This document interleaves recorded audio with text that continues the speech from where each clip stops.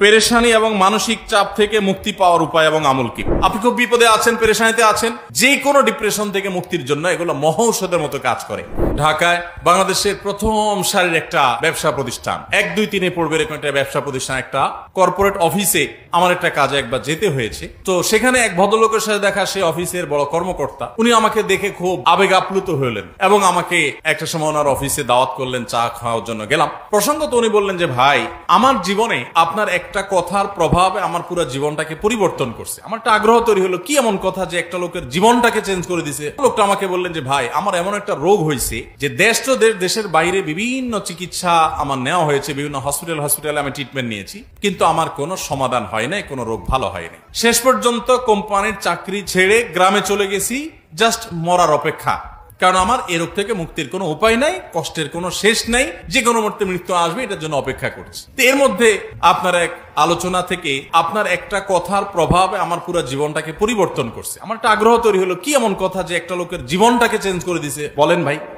পেরেশানি এবং মানসিক চাপ থেকে মুক্তি পাওয়ার জন্য সর্বপ্রথম হলো ঈমান এবং তাকওয়াকে মজবুত করা। যার ঈমান যত দুর্বল, সে তত তাড়াতাড়ি ডিপ্রেসড হয়ে পড়ে। যার ঈমান যত শক্তিশালী, ডিপ্রেশন তাকে তত কম স্পর্শ করে। যত সমস্যাই হোক, আল্লাহ তাআলা আমার সমস্যা দেখবেন, আল্লাহ তাআলা আছেন, তার উপর আমার ভরসা থাকবে, আমার এই সমস্যার একটা সমাধান হবেই হবে, আর কিছু না হোক আখিরাত আমার সামনে পড়ে আছে। ঈমানদার ডিপ্রেসড হয়ে ভেঙে পড়বে, এটা তার সাজে না। এজন্য ঈমান মজবুত করলে ইনশাআল্লাহ পেরেশানি থেকে আমরা মুক্তি পাবো। আর এছাড়া পেরেশানি থেকে মুক্তি লাভের জন্য দুরুদ এবং ইস্তেগফার এবং দোয়া ইউনুস, 3টা আমল। দুরুদ, ইস্তেগফার, দোয়া ইউনুস, যে কোনো ডিপ্রেশন থেকে মুক্তির জন্য এগুলো মহৌষধের মতো কাজ করে। আপনি খুব বিপদে আছেন, পেরেশানিতে আছেন, আস্তাগফিরুল্লাহ ওয়া আতুবু ইলাইহি, আল্লাহুম্মা আনতা রাব্বি লা ইলাহা ইল্লা আনতা সাইয়্যিদুল ইস্তিগফার, দুরুদ ইব্রাহিম, ছোট দুরুদ সাল্লাল্লাহু আলাইহি সাল্লাম পড়তে থাকেন অনবরত। লা ইলাহা ইল্লা আনতা সুবহানাকা ইন্নী কুনতু মিনাজ জালিমিন, দোয়া ইউনুস পড়তে থাকেন। আল্লাহ সুবহানাহু ওয়া তাআলা বলেছেন, ওয়া কাযালিকা নুনজিল মুমিনিন। ইউনুস আলাইহিস সালামকে যেভাবে এই দোয়ার মাধ্যমে আল্লাহ রক্ষা করেছেন, ঠিক একই ভাবে ঈমানদারদেরকে আল্লাহ তাআলা রক্ষা করবেন দোয়া ইউনুসের মাধ্যমে ইনশাআল্লাহ। এজন্য এই আমল করবেন। তৃতীয়ত আরেকটা স্পেশাল দোয়া আছে পেরেশানি থেকে মুক্তির জন্য, নবী সাল্লাল্লাহু আলাইহি সাল্লাম পড়তেন। দোয়াটা হলো, আল্লাহুম্মা ইন্নী আউযু বিকা মিনাল হাম্মি ওয়াল হাযান, আল্লাহুম্মা ইন্নী আউযু বিকা মিনাল হাম্মি ওয়াল হাযান ওয়া আউযু বিকা মিনাল আজজি ওয়াল কাসাল ওয়া আউযু বিকা মিন গালাবাতিদ দাইনি ওয়া কাহরির রিজাল। আল্লাহ আপনার কাছে পেরেশানি থেকে, ডিপ্রেশন থেকে, চিন্তা থেকে, দুশ্চিন্তা থেকে আপনার কাছে পানা চাই, মুক্তি চাই। আল্লাহ তাআলা আপনার অন্তরকে প্রশান্ত করবেন ইনশাআল্লাহ। আর সর্বশেষ আমল হলো, ভোর রাতে তাহাজ্জুদের সময় উঠে চোখের পানি ফেলে আল্লাহর কাছে দোয়া করবেন ইনশাআল্লাহ। আল্লাহ তাআলা অসাধ্যকে সাধন করে দিবেন।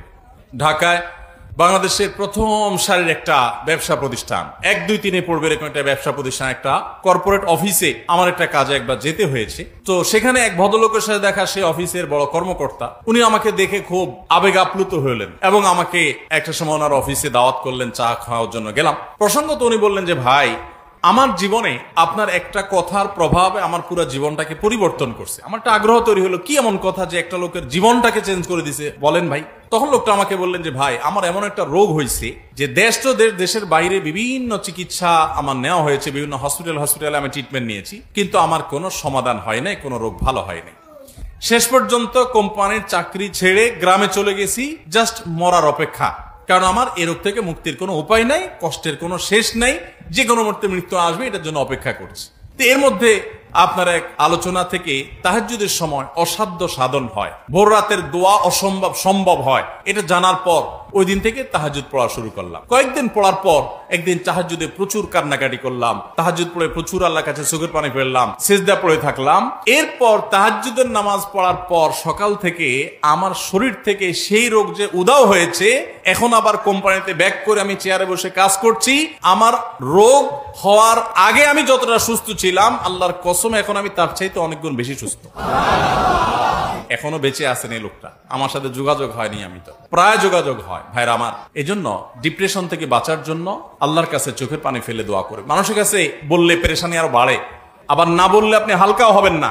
চোখের পানি ফেলে আল্লাহকে মন খুলে বলেন, একাকি কেউ যেন না শুনে, চিৎকার করে করে বলেন। এই যে রমজান আসছে, সারা বছর তাহাজ্জুদ পড়তে পারেন না, কিন্তু রমজানে তো আপনি সাহরি খেতে উঠেন। সাহরি খেতে উঠলে ওই টাইমে ভোর রাতে একটু আল্লাহর কাছে দোয়া করেন, এই টাইমে দোয়া কবুল হয়। আল্লাহ তাআলা আমাদের সবাইকে তৌফিক দান করুন। বিভিন্ন সময় আমাদের কিছু জিনিসে পা লাগলে আমরা হাত দিয়ে ছুঁয়ে, বুকে ও মাথায় ছুঁয়ে সালাম করি। এটা কতটুকু যুক্তিসঙ্গত? এটা কি ঠিক? কোনো কিছু যদি পা স্পর্শ হয়, কোনো কিছুতে পা লাগে, একজন মানুষের গায়ে পা লাগছে, আমরা তার গাটাকে স্পর্শ করে চুমো খাই বা বুকে হাত রাখি। এটা মূলত করি হলো যে পাও লাগাটাকে আমাদের সমাজে অসম্মানজনক মনে করা হয়। আমার পা লাগাটা যে ভুলে হয়ে গেছে, জাস্ট সেটা বোঝাবার জন্য আমরা এটা করি। সো এরকম যদি হয় তাহলে সেক্ষেত্রে শুধুমাত্র এই বার্তা দিলাম এর মাধ্যমে যে আমি মূলত ইচ্ছাকৃত আপনার পায়ে গায়ে আমি লাথি দেই নাই, পা দেই নাই, এটা ভুলে লেগে গেছে, টাচ করে তাকে শুধু এটা আমি বুঝালাম, এটুকু ঠিক আছে, কোনো অসুবিধা নেই। কারণ প্রত্যেক অঞ্চলের মানুষের ভাষা, তাদের আচরণ, তাদের মনের ভাব ব্যক্ত করার পদ্ধতি ভিন্ন ভিন্ন হতে পারে, এবং এভাবে আমরা আমাদের জাস্ট মনের ভাবটাকে ব্যক্ত করছি, এখানে কোনো অন্যায় হচ্ছে না, শুধুমাত্র বলছি সরি বা দুঃখিত বা আমি ইচ্ছাকৃত মারি না, এই কথাটাকে আমরা একটা আচরণ দিয়ে বুঝালাম, কোনো অসুবিধা নেই। তবে কোনো জিনিসে পাওয়া লাগলে সেখানে ওইটা ছোঁয়াছুঁইতে কিছু আসে যায় না, কারণ ওই জিনিসের প্রতি তো আর সম্মান অসম্মান জিনিসটা আর বুঝবে না যে তাকে ছুঁয়ে আমি আবার সরি বলেছি। অতএব জিনিস পাও লেগে গেছে, যদি এই জিনিসটা পাও লাগার মতো জিনিস না হয়, খাদ্য, সেখানে পা লেগে গেছে, তাহলে সেক্ষেত্রে আমার সতর্ক হতে হবে পরবর্তী জনের জন্য এটা না হয়। কিন্তু সেখানে ছোঁয়াছুঁই করার কোনো যৌক্তিক কারণ নাই। কিন্তু কোনো মানুষের গায়ে লেগে গেছে, আমরা ছুঁয়ে নিলাম, টাচ করলাম, ধরলাম, বুঝালাম, এটা জায়েজ।